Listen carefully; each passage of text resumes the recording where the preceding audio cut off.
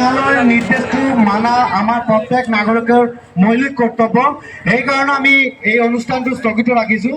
উচ্চতম ন্যায়ালয়ৰ পৰা আমাৰ বিশ্বাস আছে, অহা দিনত আমি উচ্চতম ন্যায়ালয়ৰ পৰা আমি যে নিৰ্দেশ পাম, সেই নিৰ্দেশ মৰ্মে আমি খেলাটো পাতিম আৰু আপোনালোকে ধৈৰ্য ধৰক, খেলাটো হ'ব। ন্যায়ালয়ে কেতিয়া মানুহৰ ওপৰত অত্যাচাৰ নকৰে। ন্যায়ালয় সদায় মানুহৰ কাৰণে ন্যায়ালয় স্থাপন কৰা হৈছে।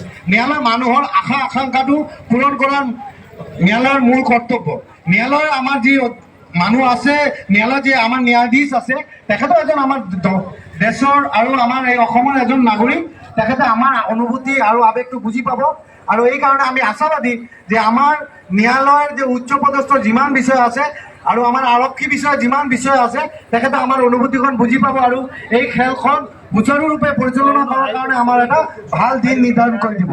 ধন্যবাদ।